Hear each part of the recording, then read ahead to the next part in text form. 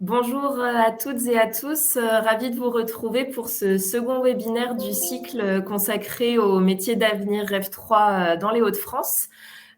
Pour rappel, nous avions eu un premier webinaire introductif le 23 mars qui avait permis de démarrer les travaux, les échanges de manière générale sur la dynamique Rêve 3. Et aujourd'hui, on va s'intéresser à un sujet plus particulier et d'importance pour cette dynamique qui est l'industrie bas carbone préparée aux métiers et aux compétences de cette filière d'avenir. Donc, pour cela, nous avons le plaisir d'accueillir plusieurs intervenants. Donc, d'abord, Stéphanie Vérac, directrice appui aux branches et actions prospectives à l'OPCO2I. Bonjour. Bonjour. Bonjour. Monsieur Fabrice Grelier, délégué général Hauts-de-France de l'UIMM. Bonjour à tous. Bonjour. Et Jean-Claude Cadenins, délégué emploi Hauts-de-France chez EDF. Bonjour à tous. Et nous attendons encore la région qui va se joindre à nous dans quelques instants, mais qui rencontre quelques petits soucis techniques. De toute façon, avant de laisser la parole à nos intervenants, je vais prendre quelques instants pour ceux qui ne nous connaissent pas, rappeler rapidement ce qu'est le C2RP. Donc, le C2RP est le CARIFOREF des Hauts-de-France. Nous sommes financés et présidés alternativement par l'État et la région. Et nous sommes administrés par les partenaires sociaux. Nous sommes membres du CREFOP pour lequel nous assurons le secrétariat permanent et nous faisons partie du réseau des CARIFOREF puisqu'il y a un CARIFOREF dans chaque région française. Pour rappel, le CARIFOREF et le C2RP a 4 grandes missions. Donc, d'abord, une mission d'observation du lien entre l'emploi et la formation dans les Hauts-de-France. Et sur cette mission-là, nous apportons plus spécifiquement un appui technique aux instances dirigeantes régionales. Nous avons également des missions d'accompagnement et d'information, donc d'accompagnement des acteurs de l'emploi, de la formation et de l'orientation. Et on met à votre disposition nos ressources, notamment par notre site internet, par ces séries de webinaires pour vous accompagner dans votre professionnalisation. Nous avons également des ressources d'information pour vous aider à suivre l'actualité, comme par exemple avec notre portail de veille documentaire ou nos newsletters. Et enfin, pour les organismes de formation, c'est par ce biais-là que vous nous connaissez souvent le plus. Nous avons une mission de collecte de l'offre de formation en région, donc toute voie de formation, y compris par l'apprentissage, qui viennent consolider des systèmes d'information au niveau régional, mais également au niveau national. Je ne serai pas plus longue sur cette présentation du C2RP. Vous retrouvez toutes les informations sur notre site internet, car nous avons un programme riche qui nous entend aujourd'hui pour ce webinaire. Donc, on va commencer par des petits propos introductifs pour rappeler un peu ce qui a pu se dire dans les précédents webinaires Rêve 3 d'introduction. Je laisserai ensuite la parole à l'OPCO2I pour parler évolution des métiers et des compétences liées à la décarbonation de l'industrie. Puis à l'UIMM sur l'impact de cette décarbonation pour nos entreprises en région avec l'exemple de la métallurgie, avant d'avoir le témoignage d'EDF sur ce qui peut se mettre en place pour une entreprise de notre territoire. Je vous invite à poser vos questions au fur et à mesure des échanges s'il y a besoin de précision, si vous souhaitez aborder des choses en particulier. Nous les prendrons au fil de l'eau à la fin de chacune des interventions et on gardera aussi un temps final à la fin de nos échanges pour y répondre. Et avant de démarrer, j'en profite également pour vous faire un tout petit point technique. Donc, vous avez pu voir sur le côté bas droit, vous avez un petit onglet qui est marqué questions. Donc, c'est là que vous pourrez échanger avec nous. Je vois que beaucoup de gens l'ont déjà vu, donc bonjour à tous. Et à ce niveau-là, un peu sur la gauche, vous avez 3 petits points avec l'onglet Apps. Et à ce niveau-là, vous pouvez télécharger des fichiers. Donc, vous pouvez télécharger cette présentation pour retrouver l'ensemble des éléments qui vont vous être présentés et également la feuille de route Rêve 3 et le dossier de presse plus complet présentant la dynamique en région. Voilà, donc c'était tout ce que j'avais à dire pour ce démarrage. Je vous invite vraiment à participer en question parce que l'idée, c'est d'avoir des échanges également avec vous tout au long de ce webinaire. Pour rappel, sur ce qui a déjà pu être présenté en termes de grande dynamique sur REV 3 en région. Donc, on a plusieurs filières qui sont plus particulièrement concernées par cette dynamique REV 3 sur notre territoire régional. Je ne rentrerai pas dans tous les détails. Pour ça, je vous inviterai à retourner voir le replay de notre premier webinaire. Mais donc, on a forcément les enjeux de mobilité durable, de bâtiments durables, de construction hors site, par exemple, qui sont concernés, la transition énergétique, les énergies renouvelables, l'économie circulaire et les ressources de matière, l'industrie et le CO2 et l'économie de la fonctionnalité et des usages Green IT. Donc ça, c'est les principales filières concernées sur notre territoire et qui ont été identifiées dans le cadre de REV 3. Sur la partie RH, un certain nombre de premiers constats ont pu être posés par la région et ses partenaires dans ce cadre-là. Tout d'abord que beaucoup de métiers REV 3 sont des métiers déjà existants qui vont être amenés à évoluer, à être teintés par ces enjeux de transition écologique, et un certain nombre d'actions sont mises en avant. Donc, on va être en fait sur un triptyque pour la région, mêlant demande et engagement des entreprises, évolution de l'offre de formation et travail sur la promotion, l'attractivité des emplois, des formations et des métiers. Et donc, toute une série d'actions vont pouvoir être mises en place, développées à ce stade-là. Je vois que Aude, Gérard et Jalil El-Kabli nous ont rejoints. Je ne sais pas si votre micro fonctionne, Aude et Jalil. Très bien. Bon, vous nous entendez? Vous nous entendez? Parfait, on vous entend. Ah, excusez-nous, on avait quelques problèmes de connexion, donc on vous rejoint. Peut-être rappeler quelques éléments saillants qui ont été évoqués sur la question de l'accompagnement et l'anticipation des compétences. Qui revient globalement en substance, c'est que ce que nous on perçoit, c'est la nécessité de travailler avec l'engagement des entreprises en amont des différents recrutements, et on le voit bien actuellement sur l'implantation des gigafactories. Vous entendez toujours? Oui, très bien. Et donc, l'objectif, si vous voulez, ce qu'on perçoit, c'est qu'il y a quand même… On vient de les perdre, les joies du direct. Excusez-nous pour ces petits soucis techniques.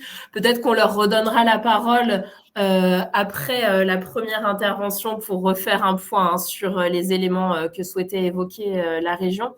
Ce que je vous propose, c'est de tout de suite passer déjà à une première présentation rapide de ce qu'on entend par décarbonation de l'industrie, de quoi on parle quand on évoque ce sujet-là.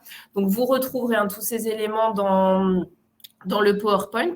Mais du coup, quand on parle décarbonation de l'industrie, la décarbonation s'appelle à l'optimisation des procédés industriels, de même que des efforts d'investissement pour une amélioration de l'efficacité énergétique, une substitution des ressources et une éco-conception des produits. Et cette filière appelle à mettre l'accent sur des possibilités de valorisation du CO2 comme ressource productive.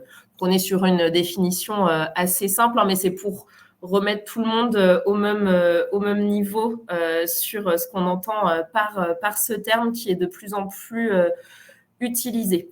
Il y a 4 leviers principaux qui vont pouvoir être utilisés dans l'industrie. Donc, ce qui va être efficacité énergétique, décarbonation de la chaleur, décarbonation des procédés et captage du carbone et utilisation et stockage.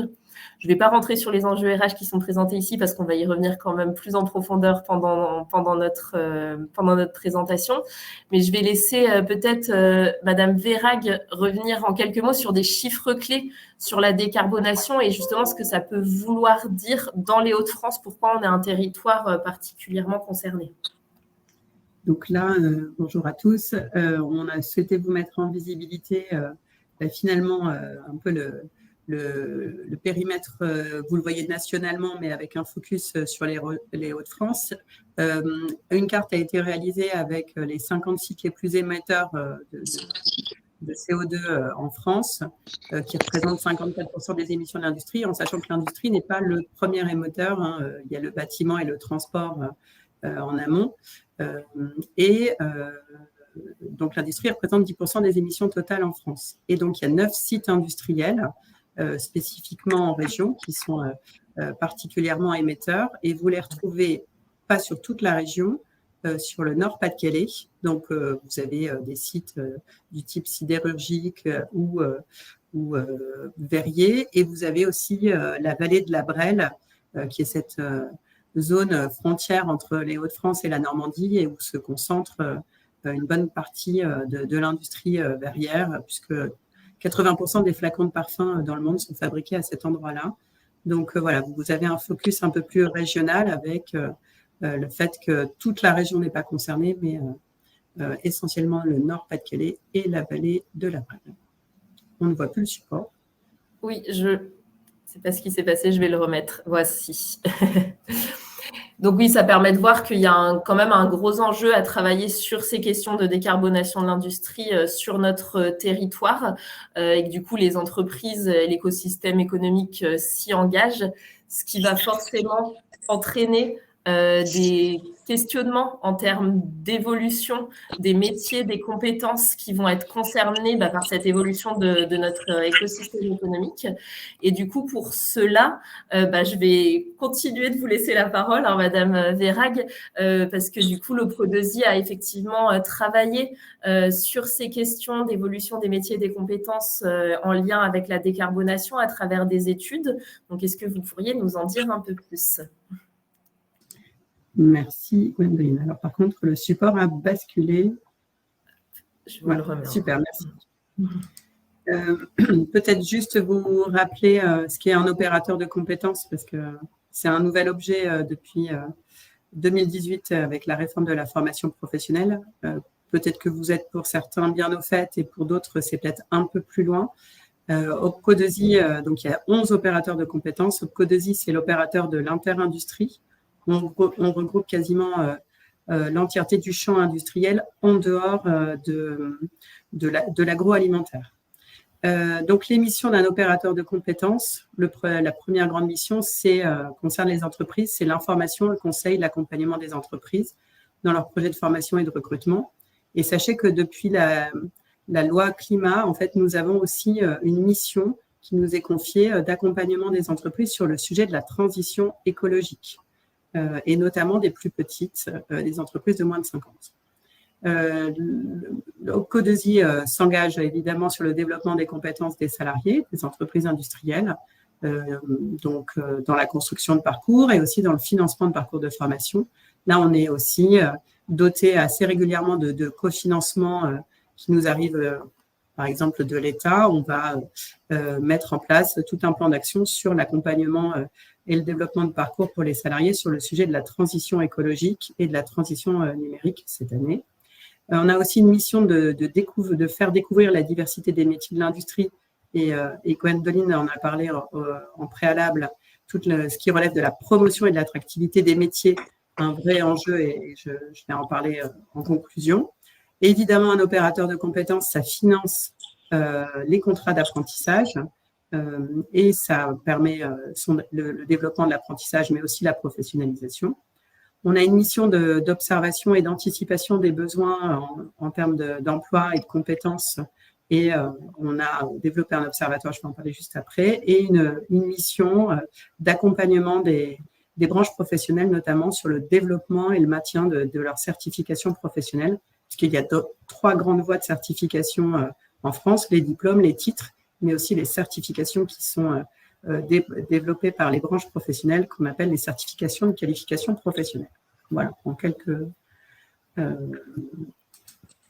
informations. Donc, la raison d'être, ça c'est celle que nous, au OPCO2I, on a fixée, c'est vraiment de permettre l'anticipation, le développement, la mise à disposition des compétences essentielles à l'évolution de l'industrie. En résumé. Et là, vous l'aurez dans le support, c'est beaucoup plus simple. On a fait des petits pictos pour résumer en fait les branches professionnelles qui relèvent de notre champ.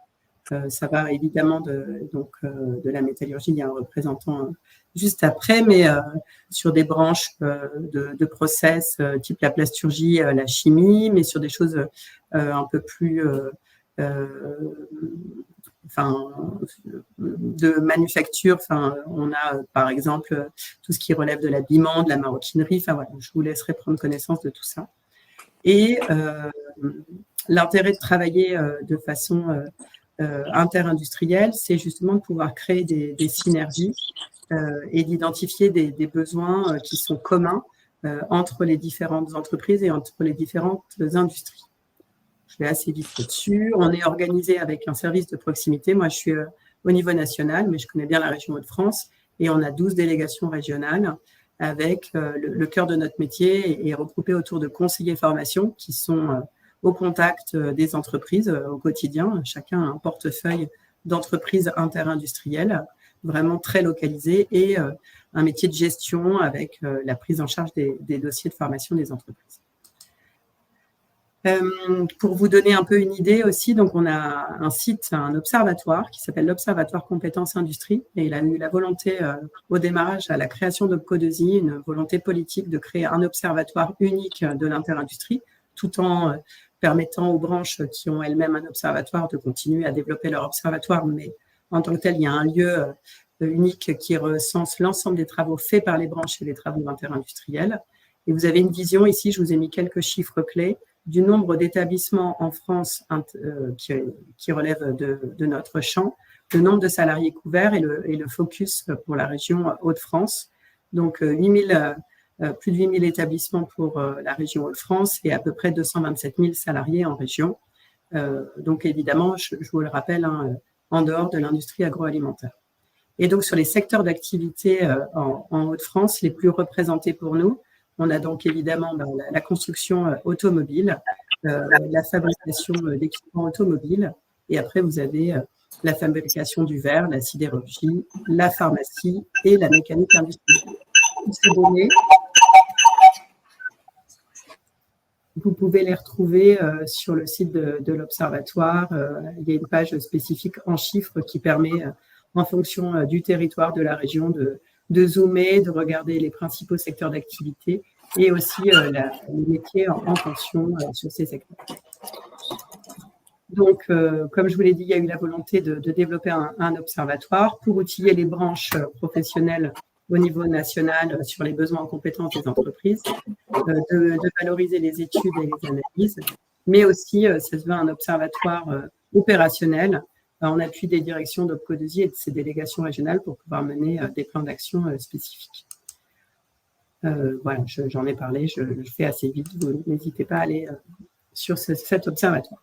Donc, les partenaires sociaux en partenariat avec l'État, il y a un an et demi maintenant, on a souhaité vraiment mettre en œuvre une étude d'envergure sur l'analyse des emplois, l'analyse d'impact de la transition écologique sur les emplois et les compétences sur l'interindustrie. Donc, cette étude, elle a permis, il y a 3 grands axes. Quels sont les enjeux de la transition écologique pour les entreprises en tant que telles, pour leur activité? Quels sont les besoins en termes de métiers et de compétences? Et quelles sont les évolutions à identifier et quelles actions opérationnelles sont à mener? Cette étude, il y a plein de livrables qui ont été produits. Donc, on est venu identifier quels sont les enjeux de la transition écologique. On a fait des fiches branche par branche, secteur par secteur pour identifier quels étaient les impacts plus spécifiques. On a identifié les impacts en termes de métiers au niveau interindustriel, au niveau des compétences et des macro-compétences. On a réalisé aussi une cartographie de l'offre de formation pour voir l'adéquation entre les besoins en compétences identifiés par les entreprises et l'offre de formation qui était disponible et ce qu'il y avait à développer, et un plan d'action spécifique. Je vais vous faire quelques petits constats rapides de ce que nous avons étudié. Donc là, nous, aujourd'hui, l'objectif de ce webinaire est de se concentrer sur la décarbonation. La décarbonation, c'est un des 6 leviers de la transition écologique. Je vous l'ai entouré ici sur le schéma, mais voilà, il y a d'autres façons d'agir en tant que telles sur la transition écologique. Il y a tout ce qui relève de la consommation des matières premières, de la consommation d'énergie, de la gestion des effluents, des liquides et des déchets, de la façon dont on gère tout ce qui relève des sols, de l'eau, de la biodiversité et de la qualité de l'air. Et évidemment, tout ce qui relève des gaz à effet de serre. Donc, ces 6 leviers, on les a regardés et on a regardé que en fait, finalement, ces leviers d'action, les leviers d'action qui peuvent permettre d'actionner des actions autour de la décarbonation, se déclinent via la transition énergétique en tant que telle, une approche liée à la sobriété, mais aussi une approche liée à la transition numérique, puisque la transition numérique va permettre aussi d'aborder le sujet de la décarbonation. Je ne vais pas rentrer trop dans le détail parce que c'est assez complet, mais voilà, ça a été aussi un peu dit finalement en propos liminaire, c'est que on s'attend toujours à des observations assez impactantes et en fait on se rend compte que finalement il y a peu de métiers qui vont réellement disparaître. Il y a peu de métiers qui vont réellement être de nouveaux métiers. Et en fait, c'est plutôt de l'évolution de compétences qui sont observées. Donc, il y a des métiers qui sont plus ou moins impactés, mais on est vraiment plutôt à la maille des compétences que la création de nouveaux métiers et de la création et la disparition de métiers. Il y en a certains, on les a identifiés, qui sont très spécifiques. Là, vous pouvez les voir, les géophysiciens, les ingénieurs en géosciences. Mais en fait, la plupart des métiers existent déjà. Et il y a une évolution en termes de compétences.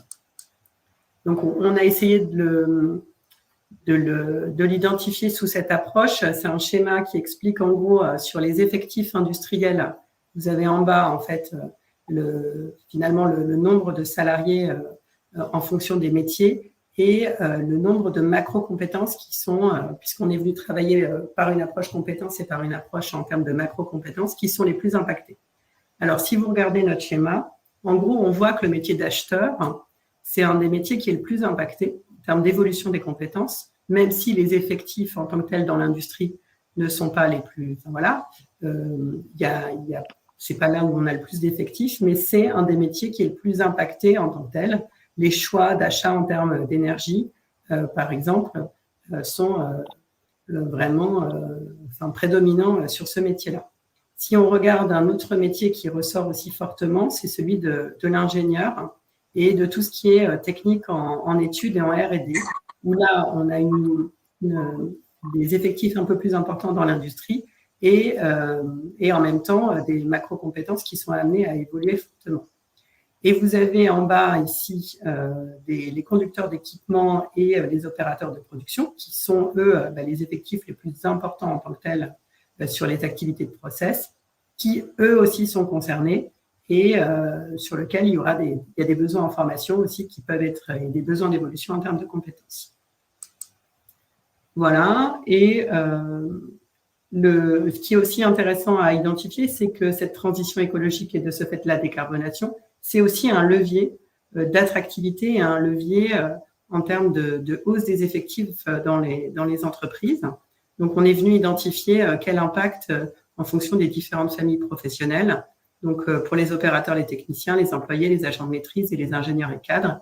Et comme vous pouvez le voir, pour quasiment chacune de ces populations, bon, un peu moins sur les employés, mais c'est normal, on est plutôt sur les fonctions support, des évolutions en termes d'emploi et d'attractivité et d'un besoin d'attractivité qui est nécessaire. On a fait toute une étude auprès des entreprises avec finalement les leviers d'action qui peuvent être soulignés par les entreprises. Je vais assez vite, même pour laisser du temps à mes collègues. Et donc là, sachez qu'en parallèle sur ce sujet d'attractivité, les partenaires sociaux et la gouvernance d'Opco2i a souhaité travailler de façon commune sur le sujet de la promotion de l'attractivité des métiers et de mener en fait des actions vraiment très importantes au niveau national, mais aussi déclinées dans chaque région pour parler d'une seule et même voix autour de l'industrie. Et donc, il y a eu la création d'une marque qui s'appelle « Avec l'industrie, on a un avenir à fabriquer ». Un peu la même approche que ce que l'artisanat a fait il y a quelques années, ou les grandes campagnes de communication qui ont été faites par l'armée, ou le bâtiment aussi qui parle d'une seule voix. Mais voilà, l'idée, c'était de pouvoir avoir une marque ombrelle dans lesquels tout le monde industriel, mais aussi tous les acteurs qui souhaitent faire la promotion des métiers de l'industrie puissent se raccrocher.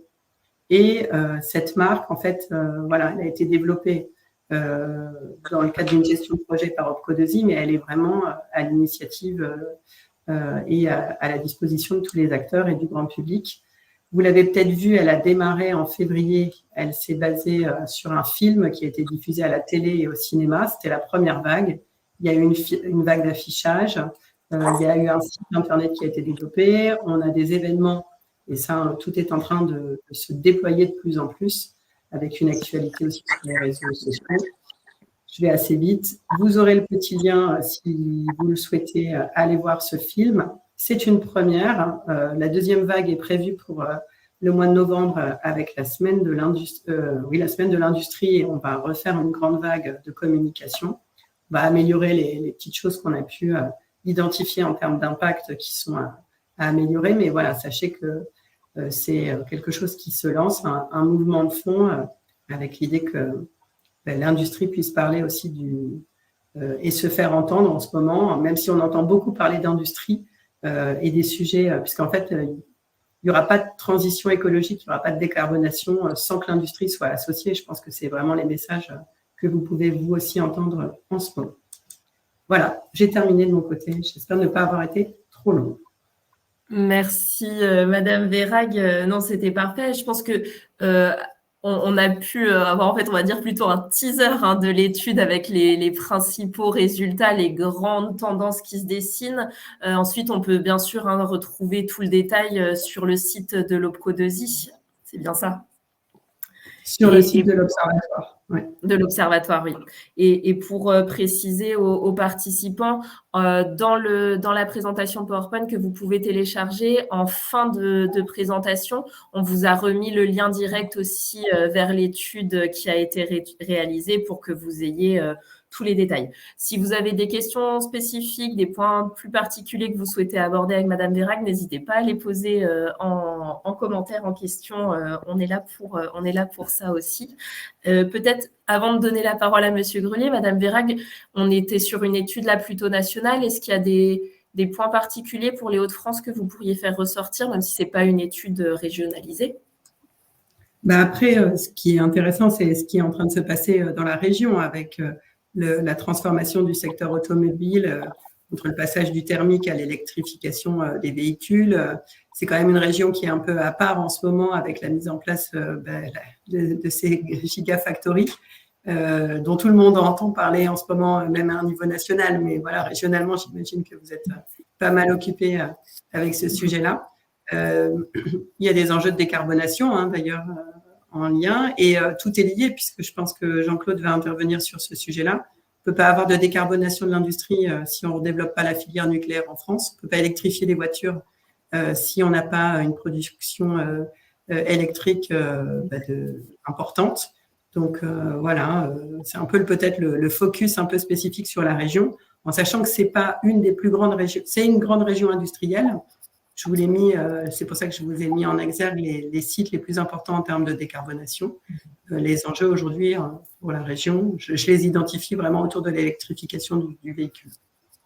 Super, merci beaucoup Madame Vérag, et ça nous permet de faire la transition avec Monsieur Grelier. Là, on avait une vision assez interindustrielle.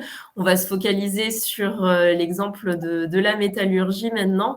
Et Monsieur Grelier, moi j'aurais un peu une première question, c'est en pratique, comment ça se passe pour les entreprises de la métallurgie et où est-ce qu'on en est aujourd'hui? Est-ce qu'il y a déjà des choses de fait? Est-ce que le mouvement est enclenché?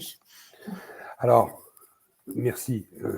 On est en plein dedans. Je tiens à dire à Stéphanie que je partage toute son analyse. Et ça tombe bien, heureusement, vous me direz. Donc, je me retrouve complètement dans l'approche, notamment sur quelque chose de déterminant, qui est une façon pour moi, Gwendoline, de répondre à votre question. Plus que disparition et création de métiers, il y aura forcément évolution des métiers avec coloration, décarbonation ou gigafactory ou ce que vous voulez. Ça, c'est c'est franchement le maître mot. Nous-mêmes, on a eu la même approche que Stéphanie, c'est-à-dire qu'on n'a pas forcément identifié pléthore de métiers nouveaux. Il y en a quelques-uns qui feront même l'objet de formations spécifiques de création de CQPM. Je pense aux opérateurs et conduite d'équipement dans l'environnement Giga, mais c'est vraiment cette évolution. Premier point, je fais vite, j'ai pris que 4 diapos, hein, mesdames, messieurs, c'est pour pouvoir discuter plus facilement après. Ne jamais oublier d'où on part. Sur ce graphe, plutôt qu'un long discours, je vous laisse observer la courbe marron. Alors, si vous avez un problème de vue, c'est orange foncé ou marron. Ça, c'est la chute des émissions gaz à effet de serre depuis 90. Je vous laisse apprécier. Moins 46%. Ça, c'est un fait. Ces données sont de celles de Rexcode. Hein. C'est un cabinet parfaitement indépendant. Et on sait que la tâche est encore rude parce que vous voyez, on nous attend encore au tournant. Et tout ça doit se faire à la fois sous l'angle de la réduction des consommations, la fameuse sobriété, les coûts énergétiques, voire quasiment la transition énergétique pour certains, et tout en restant compétitif. Parce qu'on se fixe c'est très enthousiasmant. Moi, la vallée de la Matrice, je trouve ça super, c'est vraiment porteur. Mais il va falloir qu'on ait de nouvelles activités qui soient minimum rentables sur le plan économique, parce que nous sommes tous que nous sommes consommateurs, on voudra de toute façon toujours continuer d'acheter nos produits le moins cher possible. Ça, faut pas se leurrer. Comment on fait ça ?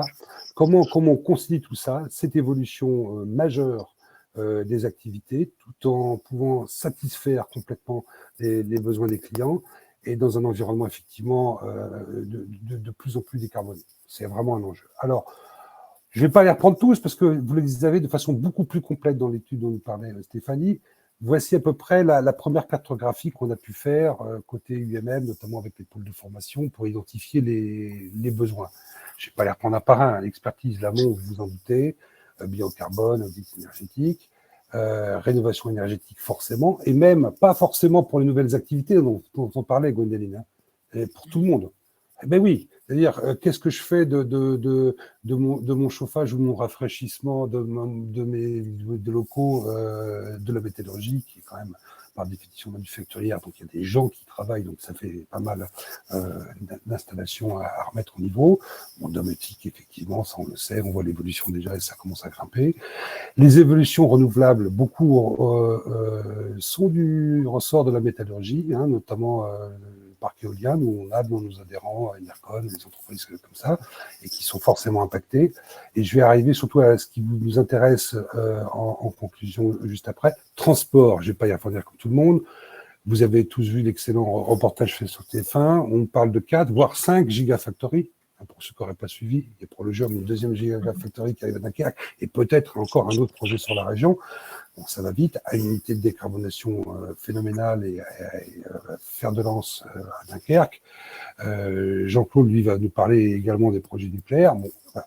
En fait, ce que je voulais vraiment pointer, côté métallurgie, avant même de parler des créations de métiers, il y aura surtout ça, d'un côté un côté enthousiasmant, comme je vous le disais, l'essor de ces activités, mais une vraie difficulté à lever ensemble.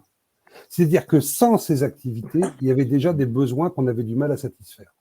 L'UMM vient de terminer au niveau national, et certainement en lien avec l'OPCO, Stéphanie, une étude, on sait que la maintenance, on ne fournit que 50% des besoins, virgule, actuels, point. Oui. Je ne parle pas des gigas, je ne vous parle pas de ce que Jean-Claude va nous dire pour le nucléaire, etc. Et sur des métiers transverses comme le maintenance, où on sait que c'est un enjeu colossal parce que c'est un peu multi-spécialité, ça favorise l'adaptation rapide à de nouvelles activités, la tension va être de plus en plus forte.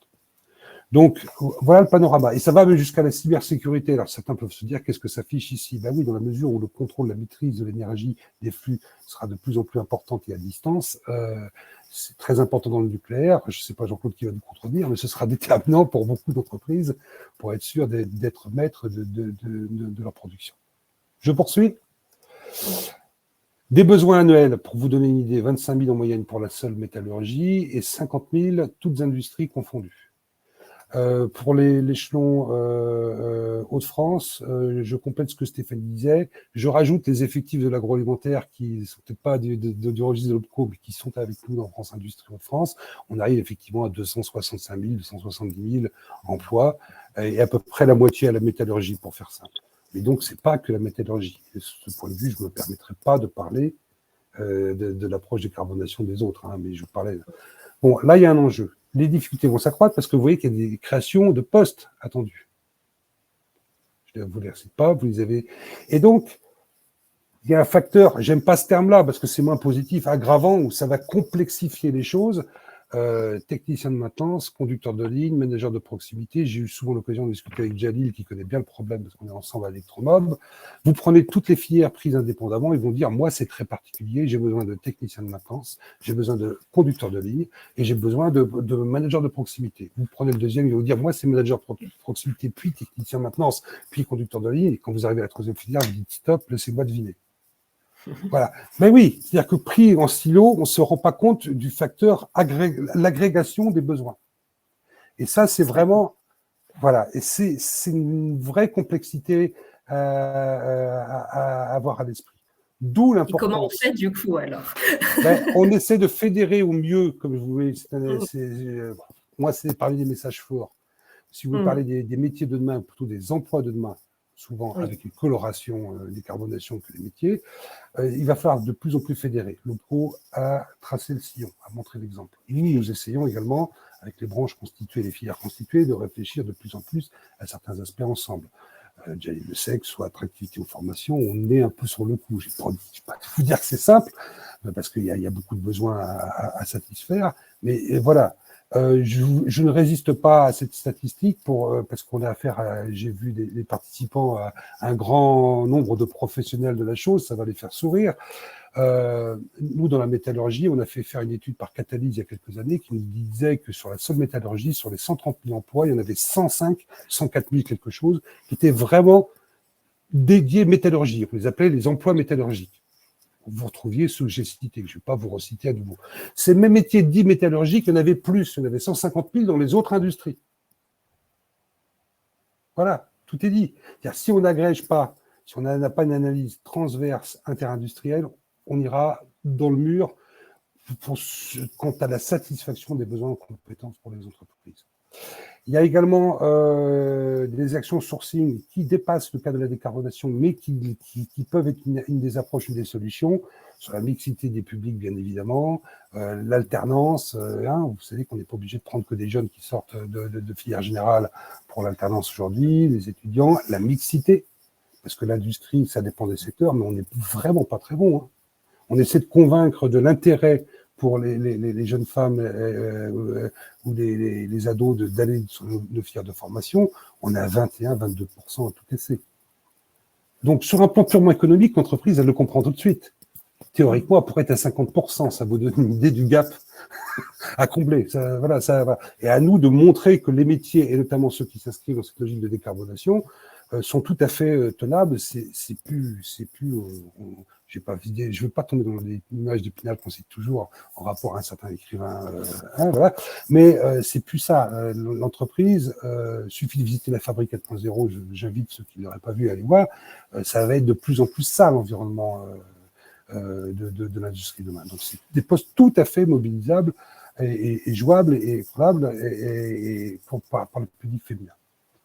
Enfin. Justement, là, je vous ai entendu dire le mot, mais si certains dans notre auditoire ne connaissent pas, vous avez parlé, Madame Verhaeghe en avait parlé aussi des enjeux d'attractivité, parce qu'en fait, on est, comme vous le disiez, sur des métiers déjà existants, déjà en tension. Et vous avez parlé de la Fabrique 4.0, c'est quand même une action assez intéressante justement là-dessus pour renouveler l'attrait. Est-ce que vous pouvez nous en dire quand même 2-3 petits mots? Oui, bien sûr, bien sûr. C'est un dispositif qu'on a pensé il y a 2-3 ans et qu'on a évoqué le plus en amont possible. C'était avec le président de région, Xavier Bertrand, lors de la visite d'un Cap Lab dans nos unités de formation. On a dit, on savait qu'il y avait un problème d'image de l'industrie, plutôt d'absence d'image de l'industrie chez les jeunes. On a fait une étude là-dessus et confirme 80% ne savent même pas ce qui peut se cacher derrière ce mot. Vous voyez, c'est abyssal. Voilà. Et il y a un autre problème, c'est la mobilité. Et comme conjointement, il y avait l'usine extraordinaire qui venait de sortir au Grand Palais, qui a été un peu noyée dans le phénomène des gilets jaunes à l'époque, qui n'ont pas eu de chance, mais qui était vraiment, vraiment superbe. On s'est dit, nous, on va faire l'usine extraordinaire près de chez eux. Et donc, on a décidé, grâce au soutien massif de la région de l'OPCO, vous voyez, j'ai mes financeurs autour de la table hein, ce matin, voilà, je me rends compte là, et de la branche en direct et de quelques sponsors privés. Hein, on a pu monter cette opération et au début, on s'était dit, la première année où on est en train de terminer la première année, ça va être difficile, il y aura plein de choses qui vont pas marcher, ça va être compliqué. On se fixe un objectif moyennement ambitieux, 8000 personnes, lycéens, collégiens, prescripteurs d'orientation et d'emploi, bien sûr, c'est en partenariat. Là, je vous ai parlé des financeurs, mais ça, une opération comme ça ne marche pas si vous n'êtes pas avec Proche Emploi, Pôle Emploi, bien sûr, les acteurs de l'orientation et ceux de la région et la région académique à plus forte raison. Voilà. Et bon, on arrive à quelque chose, on s'est fait déborder. En fait, dès la première année, on est à plus de 40 implantations et on est à 14 300 personnes qui ont visité cet équipement, sans compter le grand public lors des salons, parce qu'on n'arrive pas à les compter. Voilà. Donc l'objectif, c'est de faire ça quelques années et on va raccrocher avec la décarbonation ou un exemple qui était donné tout à l'heure par Stéphanie sur la filière automobile. On va en profiter pour montrer justement ce que sont les métiers des gigas. Parce que la difficulté de la représentation de l'industrie est encore un peu plus complexifiée par le fait qu'il s'agit de tellement de nouvelles activités qu'on ne sait pas ce qu'il y a dedans et comment on le fait. On s'en est aperçu en discutant avec les membres du consortium d'Electromob. L'urgence, c'est d'avoir des outils, des présentations communes qui permettent aux gens de mieux se représenter ce que sont ces équipements. Donc, dans la fabrique et sur l'ensemble des campus, on aura des mallettes de présentation Oculus, de type Oculus, vous savez, Vision 360, Serious Game pour voir quels sont les métiers de des gigas, etc. Voilà, parce que si on veut faire un camion encore spécifique Gigafactory, c'est trop tard. Ça me permet de conclure là-dessus, d'arriver sur cette notion de temps long, temps court. Temps court, c'est l'expression du besoin. Parce que là, on parle des activités nouvelles, donc c'est assez planifié. Jean-Claude va nous le dire, ils le savent, que l'évolution dans le nucléaire, il y a une trame, il y a quelque chose qui va. Mais souvent, l'entreprise, je pense à toutes les autres qui devront aussi faire des efforts dans la décarbonation, on vous dit le lundi, ah ben en fait, j'ai besoin de quelqu'un en 3 mois. Il y a des secteurs d'activité où c'est peut-être plus facile de former, mais l'industrie, à moins de 2 ans de formation et puis 2 ans d'expérience, parler d'autonomie réelle sur un poste industriel, je pense que l'idée avec les professionnels qui nous écoutent va être assez partagée, ça va être un peu compliqué. Donc, il faut profiter de ce qui existe, et notamment des outils comme la fabrique ou d'autres. Et il faut réduire impérativement entre temps court, j'exprime mon besoin, et ce fameux temps long, le temps qu'il y a à former et donner de l'expérience aux acteurs pour une parfaite autonomie sur les postes. D'où l'observation dont parlait Stéphanie Virag à l'instant avec l'OPCO, et nous au plus près du terrain, et avec l'ensemble des branches industrielles, parce que si on n'a fait pas l'agrégation dont je parlais, on n'a absolument pas la visibilité. Je terminerai juste là-dessus, je vous ai parlé je vous rappelle, maintenance, on sait qu'il y a environ 50% des besoins satisfaits national, c'est avant l'annonce des gigafactories et du projet nucléaire et l'unité de décarbonation. Donc il y a vraiment on a un beau défi en région. Voilà, ouais, c'est enthousiasmant aussi par cet aspect de défi, effectivement. Voilà. Mais en tout cas, moi, ce que je retiens, ce que je trouve intéressant, c'est que donc on a beaucoup parlé d'attractivité en fait sur des métiers déjà existants, déjà en tension. Mais si on lit entre les lignes, il y a quand même des facteurs justement positifs là-dessus. C'est de se dire qu'on est du coup sur pour les personnes qui se reconvertissent, qui sont en mobilité professionnelle ou les jeunes qui arrivent, c'est des métiers où il y a de l'emploi, où on est quasiment sûr, voilà, de trouver un emploi. Il y a aussi une possibilité d'évolution entre les différents secteurs. On est sur des métiers où la compétence est transverse et on peut aller découvrir au fur et à mesure de sa carrière et de sa curiosité différents secteurs. Absolument. Et il y a ce nouvel intérêt de ces compétences plus vertes qui arrivent et qui donnent encore une fois un nouveau regain, je pense, d'intérêt pour des personnes pour venir vers vos métiers. Ouais, à la condition de séduire. Donc, c'est franchement l'axe clé. Je ne me permettrai pas de parler à la place de vos amis qui sont de l'éducation et qui ont travaillé de façon étroite sur cette activité. Rien que sur les CFAI, donc, qui relèvent de la branche métallurgie, sur fin 2022, on a raté 1815 occasions de signer un contrat d'apprentissage. 1815 sur la région, faute de combattants. Donc, quand vous dites que c'est des vraies opportunités d'emploi, ça, c'est garanti. Oui. Nous, on en est intimement persuadés. Ça ne veut pas Les dire qu'il n'y aura enfants. pas des variations entre secteurs, de ci, de là, de temps en temps. Bien sûr. Bien sûr, des ruptures technologiques qui font qu'il y a forcément des salariés qui viennent d'un secteur automobile traditionnel pour aller sur l'électrique, par exemple, d'où la création d'un plateau technique qu'on va bientôt inaugurer, etc., etc. Il y aura toujours des mouvements, mais votre approche positive, qui me convient très bien, est tout à fait fondée. Il n'y a aucun problème d'avenir ou de parcours professionnel, j'aime pas le mot de carrière, de parcours professionnel riche, alternant des séquences formation et des séquences emploi. Super. Voilà. Et ben, de beaux défis devant nous dans la métallurgie. Bah, merci beaucoup pour ces propos. Encore une fois, n'hésitez pas à poser vos questions au fur et à mesure. Je sais qu'on est déjà sur un contenu qui est très riche, très dense, mais nos intervenants sont là pour répondre à vos questions. Si vous voulez des précisions sur certains éléments, certains territoires, certains métiers, on est là pour ça. Et justement, on va prendre un exemple très concret maintenant. Madame Vérac, Monsieur Grelier l'ont évoqué, c'est le cas d'EDF, l'arrivée de nouveaux projets dans la région et comment on travaille à cette évolution des compétences et des métiers sur une filière comme le nucléaire. Monsieur Quatennens, est-ce que vous nous entendez ? Oui, parfaitement. Excusez-moi, j'ai quelques petits problèmes de connexion. J'ai coupé la caméra, mais si vous m'entendez, c'est parfait. On va fonctionner comme ça, ce sera parfait. Vous m'entendez ? Bon, très bien. Oui, donc je réitère, bonjour à tous. Donc en effet, moi j'abonde tout à fait dans ce qui vient d'être dit à la fois par Fabrice, à la fois par Stéphanie. Le temps court et le temps long, ça moi j'y reviendrai.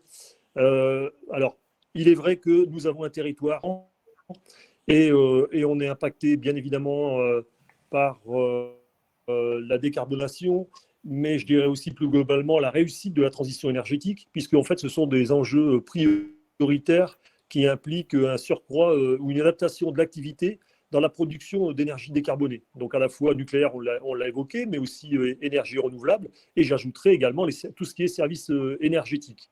Donc voilà, donc ça c'est vraiment nos enjeux là pour aujourd'hui et préparer demain. Alors, pour cela, temps un peu plus long. On peut passer à la slide. Voilà, merci. Déjà, savoir un petit peu quelle est la situation actuelle et quels sont nos objectifs pour demain. Donc, sur la filière nucléaire, on a une étude qui a été réalisée par le groupement industriel de la filière nucléaire, qu'on appelle le GIFEN, qui a été édité et sorti il n'y a pas très longtemps. Et en fait, cette étude, nous sommes partis d'une mise à jour du plan de charge dans les 10 ans à venir, en interrogeant donc les entreprises de la filière et sur des segments d'activité bien identifiés, à savoir de l'ingénierie, du génie civil, et ses contrôles, tout ce qui est lié à la chaudronnerie, tuyauterie et puis soudage. Et ce qui génère en fait l'étude sur 84 métiers clés qui ont donc été évalués. Donc ça, c'est mise à jour du plan de charge pour les 10 ans à venir, avec bien évidemment les évolutions dont on identifie, à savoir quand même l'arrivée de 3 paires d'EPR qui arriveront très prochainement, à savoir à Penly pour la région Normandie. Mais notre région sera également impactée puisque nous avons 2 EPR qui devraient être construits sur le site de Gravelines et une 3e paire qui sera construite dans la région Rhône-Alpes, et avec également une possibilité d'avoir encore d'autres EPR. Mais voilà, on attend donc les décisions gouvernementales par rapport au plan de relance de la filière nucléaire. Donc on a intégré cela. Ce qu'on a également intégré dans cette étude, c'est une projection liée en fait à ce qu'on appelle le grand carénage. C'est un programme de maintenance extrêmement important avec des changements de composants importants des centrales existantes. Donc, d'où le fait d'avoir un surcroît d'activité. Pour vous donner un premier chiffre, aujourd'hui, la centrale de Gravelines, c'est 2000 salariés d'EDF, mais c'est à côté 1000 salariés d'entreprises prestataires qui interviennent quotidiennement pour justement tous ces programmes de maintenance. D'où l'importance également d'accompagner tout ce qui est PME, PMI de notre territoire au regard des enjeux. Donc, cette traduction du plan de charge à partir des éléments dont on possède aujourd'hui, eh ben, ça a permis en fait d'identifier les ressources nécessaires. Et bien évidemment, à partir des ressources nécessaires, on a regardé quelles sont nos ressources disponibles. Dans les 10 ans, combien de personnes partiront également en retraite. Et ce qui nous a fait en fait une vision d'ensemble, d'identification d'écart par rapport justement à ces enjeux. Et donc, si je vous résume en 2 mots l'étude que vous pouvez retrouver sur le site internet, en fait, ça correspond à 10 000 emplois par an, et ça sur une durée de 10 ans. Vous voyez donc les besoins de la filière rien que nucléaire pour les années, les programmes match. On va passer à la slide suivante, s'il vous plaît. Merci. Alors, j'ai fait un petit zoom également sur l'EPR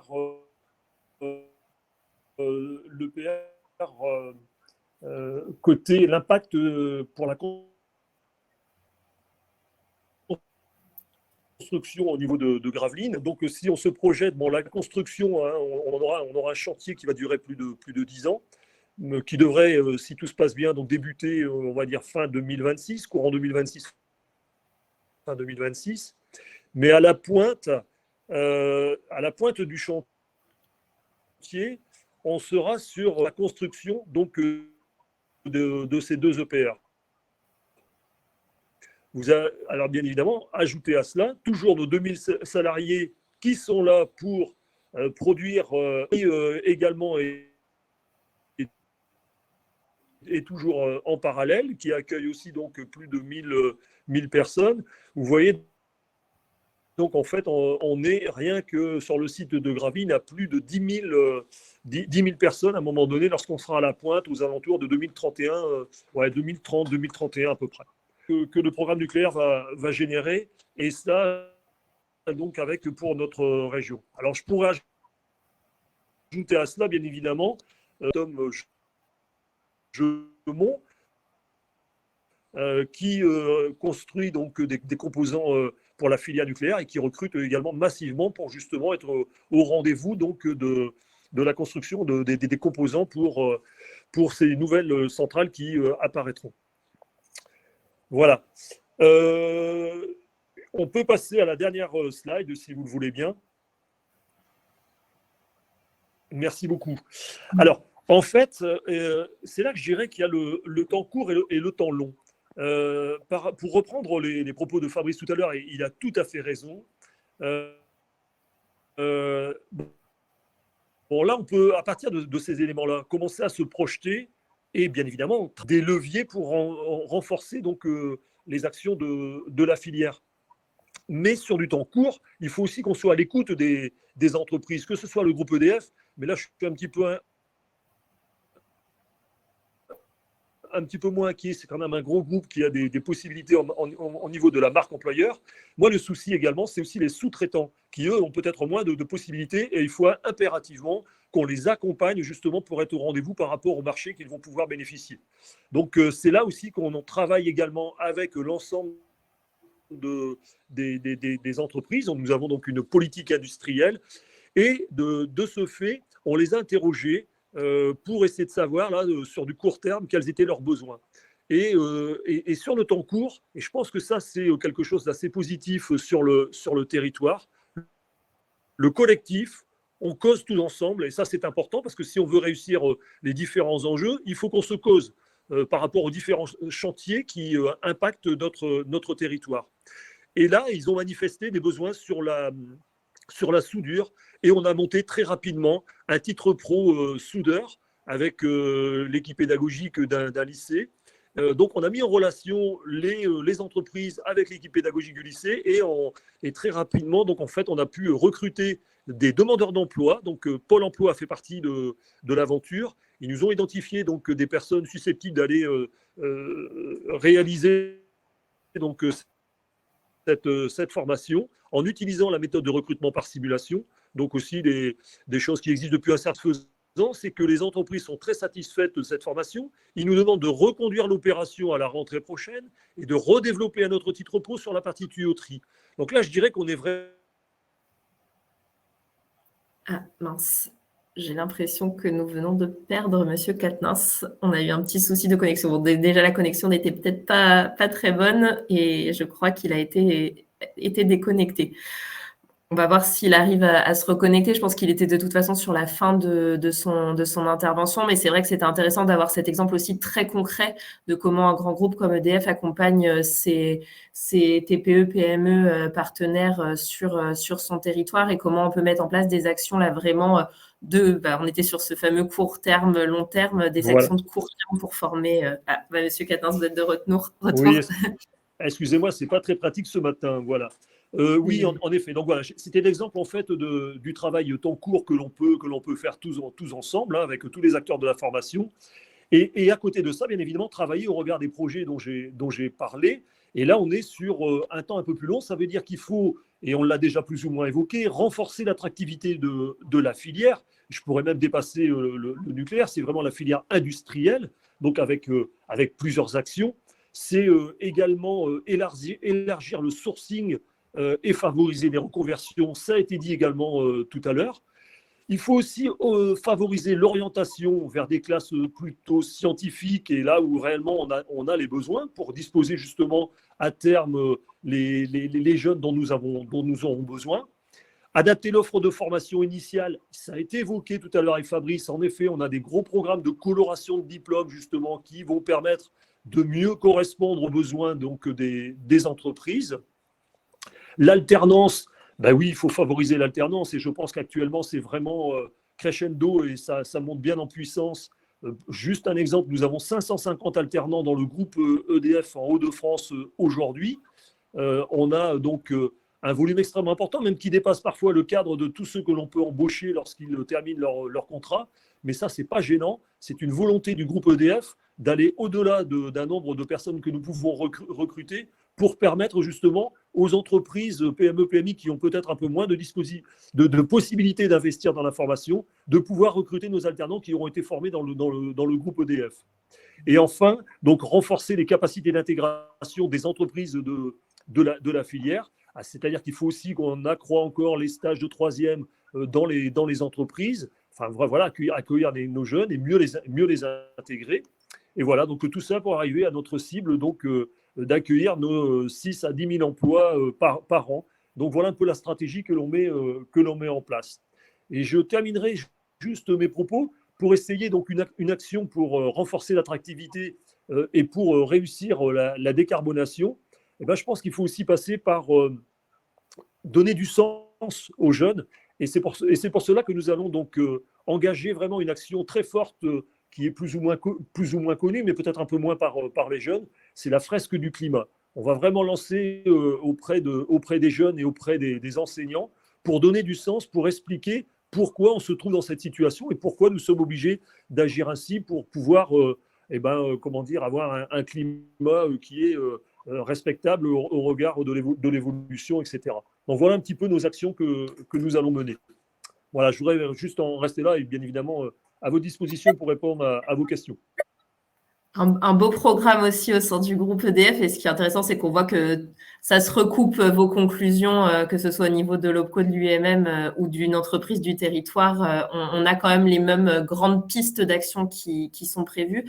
On a une petite question pour vous, Monsieur Quatennens, assez précise, hein, mais est-ce que le GIPNO regroupe tous les prestataires EDF du territoire ?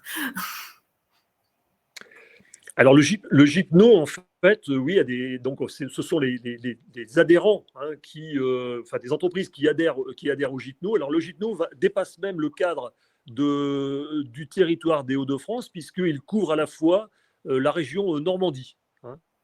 Donc voilà, donc le GIPNO accompagne les entreprises du territoire, absolument.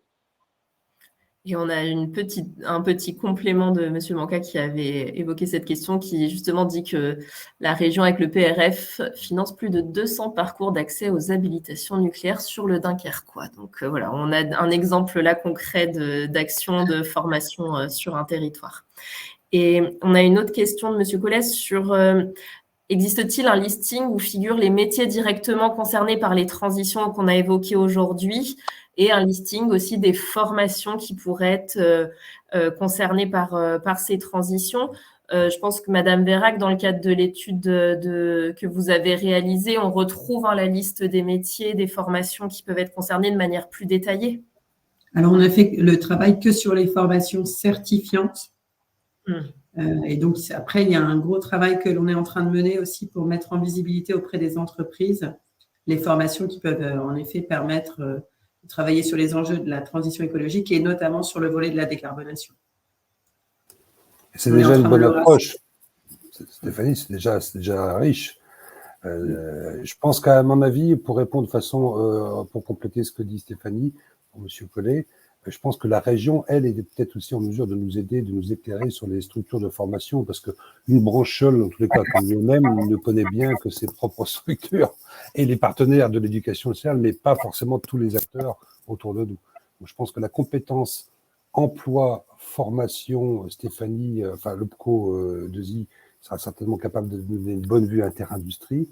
Et je pense sur les réalités de formation, à mon avis, ça va être plutôt dans les équipes de Djalil où on va pouvoir avoir le panorama le plus complet. Je me trompe, Djalil? Oui, je pense que tu as raison de nous repasser la main sur ce sujet-là, parce qu'effectivement, je rappelle 2 chiffres. Le premier, pour 2023, 80 millions d'euros qui sont consacrés par la région pour les industries. Donc, c'est pas neutre. Ça va nous permettre de financer 6600 places. Bon, d'ailleurs, on le rappelle, et c'est ce que évoquait Jean-Claude, la région, par exemple, sur le territoire du Dunkerquois, fait beaucoup sur la question de l'heure, mais pas que, sur la maintenance. Et je connais l'investissement qui est celui de Christophe Manca pour faire en sorte de répondre de manière extrêmement claire aux besoins de ces entreprises. De la même manière, on a les mêmes collègues sur les territoires qui sont aussi en relation directe avec un certain nombre d'entreprises industrielles. Et c'est bien ce qu'on veut faire, si vous voulez. Aujourd'hui, par exemple, on a pris le métier de la maintenance industrielle qui est en train d'évoluer, mais globalement, on voit bien que c'est de la coloration qui est demandée sur la décarbonation de l'industrie. Donc, on voit bien qu'on a besoin d'aller attirer des personnes sur des métiers traditionnels. Sur les métiers de la maintenance, Fabrice l'a rappelé et Stéphane également, en région, globalement, on a 2000 offres d'emploi disponibles sur les postes de technicien de maintenance industrielle. Et pour être honnête, c'est plutôt des niveaux bac plus 2 qui sont attendus, soit du BTS, soit du titre pro. Donc ça, c'est un premier élément. Si on reprend uniquement le nombre de demandeurs d'emploi et les formations initiales et formations continues, je reprends le même chiffre que tu as donné. 50%, on arrive à effectivement couvrir 50% des besoins. Ça veut dire, sans compter l'arrivée prochaine des gigafactories qui vont demander, je ne vous donne pas les chiffres, ça fait peur. Les chiffres gigafactories, c'est 7 000 emplois directs, sans compter Prologium et 15 000 emplois indirects. Et donc, si tu m'annonces en plus une 5e gigafactory, c'est compliqué. Et si on rajoute à cela tous les besoins qu'évoquait Jean-Claude, je pense que là, ça va être extrêmement compliqué. Donc, on voit bien qu'on a un effort particulier à faire, de faire en sorte de remplir les formations dans ces métiers. Pour y arriver, on a besoin des entreprises. Alors, pourquoi on a besoin des entreprises? Parce que, on l'a bien vu sur la question de l'attractivité pour l'implantation d'indigènes. Si les entreprises ne viennent pas à nos côtés pour parler de leur métier, pour parler des conditions de travail, pour parler des perspectives de carrière sur ces métiers-là, ce qui est évident, c'est que ça ne marchera pas. On n'arrivera pas à remplir les formations sur ces métiers. Donc, on voit bien qu'il y a un enjeu d'attractivité, d'engagement des entreprises. Et c'est pour ça qu'aujourd'hui, on va travailler, tu le sais, Fabrice, sur le plan Marshall régional emploi-formation de la maintenance industrielle. Et c'est ça l'enjeu.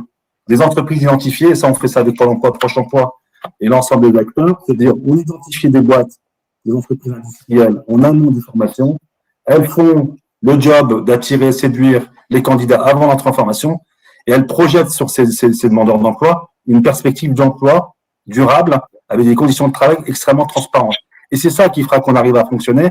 Et moi, je suis très content de cette séance aujourd'hui ensemble parce que ça marche bien le fait qu'on travaille bien ensemble.